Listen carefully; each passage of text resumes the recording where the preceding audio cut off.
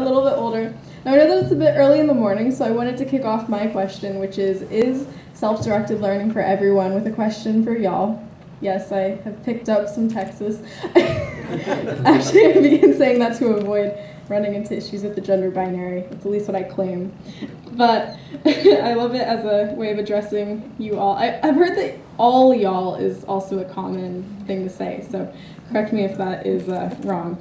Now, my story really begins and ends with self-directed learning. I would love to know what is the role of independent learning in your own life and what you think about it. So I want you to close your eyes and stand up if the question I'm asking, if it's a yes answer, if it applies to you. So my first question is, would you call yourself a curious person? So close your eyes and stand up if you would call yourself a curious person. Okay. It's a pretty interesting survey of the room. All right, you can sit down. And now, do you think that if you could go back to school and choose 100% of what you did, that you would have the exact same schooling experience? Would you have the exact same schooling experience? Okay, so let me phrase that a different way. Are there some things you would have liked to change about your own schooling experience? Wow. Okay. And finally, do you think self-directed learning can be for everyone? My work here is done. No, I'm kidding. Although I'm really encouraged, honestly, by how many of you answered that question by standing up and saying that yes, you do believe that self-directed learning can be for everyone. Because one of the most commonly asked questions I receive is, well, you're a good student or you're a gifted student, you don't really represent typical or average or whatever our student body. How can we know that independent learning works for students who don't look like you, who don't talk like you, who don't go off to conferences all the time and speak like you? But the thing is that, as I said, my story really begins and ends with independent learning. When I was a kid, I learned independently because it was the only way I knew how to learn. I think that applies to many people. I went to bookstores and libraries and I picked out books from the shelves voraciously. I remember that the first deal I ever made with anyone was one with my mom. And she said, if you promise to try writing some poetry, then I will buy you all the poetry books you ever want in your life.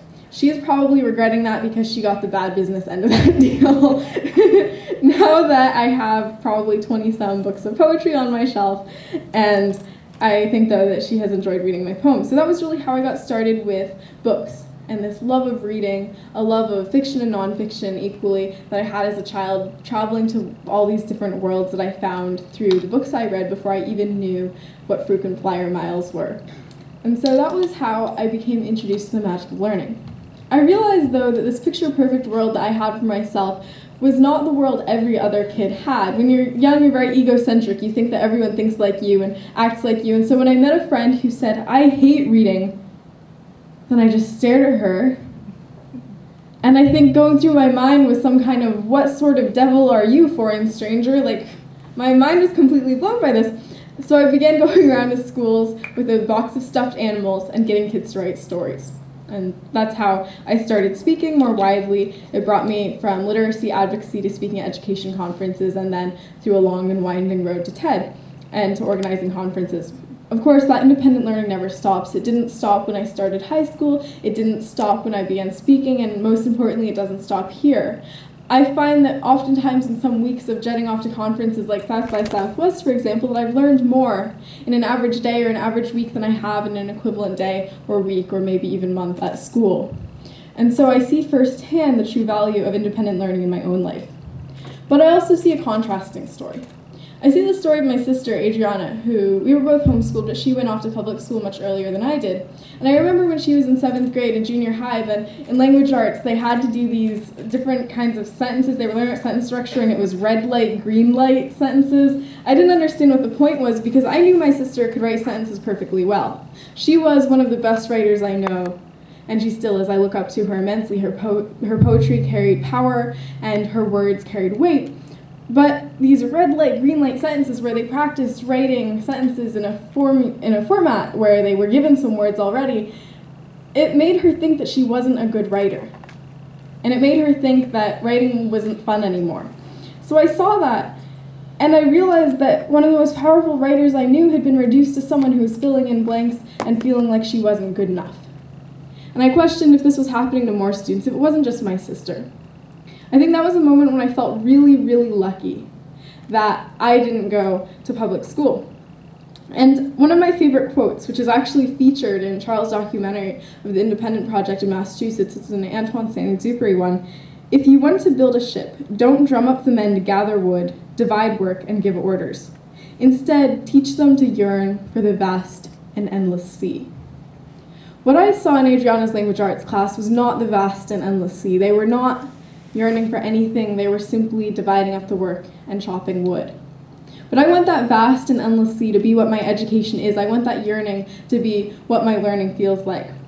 Self-directed learning is for everyone. I say that because I've seen it work. I've seen it work not just for straight A kids, but for special ed kids. I've seen it work for myself, and I've seen where it can work for my sister and bring her curiosity back. I also think that independent learning is for everyone because we're simply born curious. And this is a point I reinforce quite a lot because I've seen babies. Probably many of you have seen babies or seen little kids, and the way they crawl around and put everything into their mouth, much to parents' chagrin, and chew everything and touch everyone and smell everything. That right there is the essence of curiosity. So when we ask, how do we teach kids curiosity, we're asking the wrong question. What we should really be asking is, how do we make sure that we never eliminate it in the first place? Because those babies who are crawling around putting everything in their mouths aren't waiting to be taught curiosity, they're waiting to keep it. I think that that's what we really need to do in education. When I was giving these presentations at local elementary schools with my box of stuffed animals, I noticed that when I would ask kids to suggest some adjectives for the stories we were writing, that every single hand would shoot up like this. And as I started speaking to older and older audiences, as I myself was getting older and older, and I went to some high schools, and I spoke at colleges, and I gave professional development presentations to teachers, I realized that something was happening. Those hands were not going up anymore. Or when they did, they were timid, they were around here, and they were unsure, and they wavered. I know I'm assigning a lot more personality to the hand than one body part can truly contain. I usually, when I was with a group of teachers who would laugh at my jokes, a rare group, then I would say, oh, this must be some sort of arthritis. But in truth, I realized that it was more, that it was less of a deficit in some kind of health and more an issue of having questions to ask.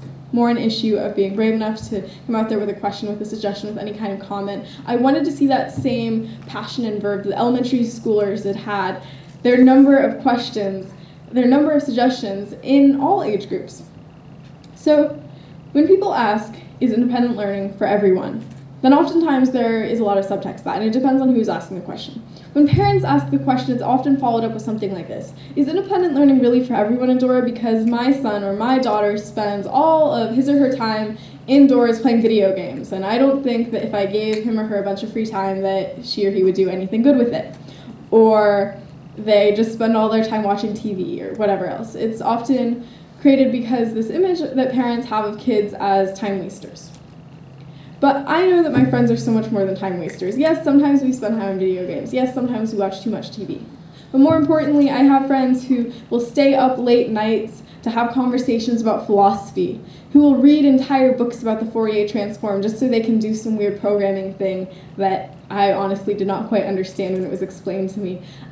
I remember one time talking with a friend who studies computer science at UPenn, and I really should have been sleeping because I had school the next morning. But you know what I decided to do? I decided to stay up until 1 a.m., sorry mom, and learn about recursive formulas and how to use algorithms and how much stack space that would take up. And I learned quite a bit. I think that last night when I had a conversation with some fellow youth here that I learned more than I would in many days of school. To an outsider, to a parent, maybe that just looks like staying up late. Maybe it just looks like talking with friends. Maybe it just looks like a waste of time. But there are so many infinite ways of learning that we can explore that go beyond the standard sitting in a classroom and having someone deliver content to us that are more interactive, that are peer-based, that are collaborative, that might involve watching videos, that might involve gaming, that might involve other forms of media. Another question is from that of people who are hiring young students. And they ask, will students really know enough? Will they be able to succeed if they're working in our companies and all they've learned is what they want to learn? Well, I would say that, who do you want working for your company? Do you want someone working for your company who's only there because they did what they were told and because they followed a path that they assumed would take them right up to your door? Or do you want someone who worked to get there, who got there because they were doing what they were interested in and what they were interested in happened to align with what you were doing?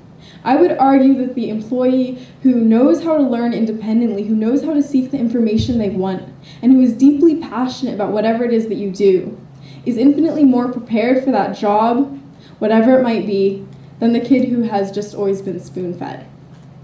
We see that so much of American industry is driven by creativity, and that is one of our most important assets, I think, on the global stage. So why would we try to eliminate that?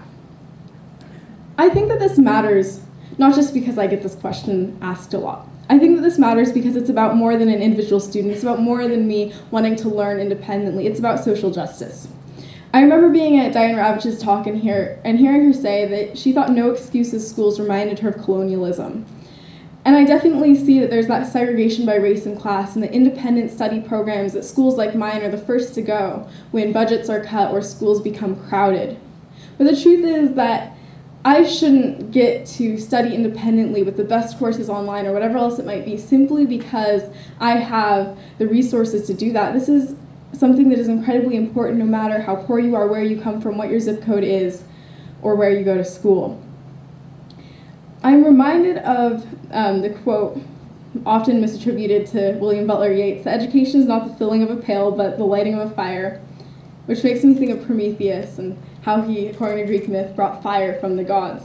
So I want to challenge you. Do you want to make things that students merely consume? Do you want to spoon feed?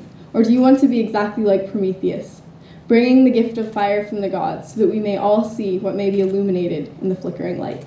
Thank you.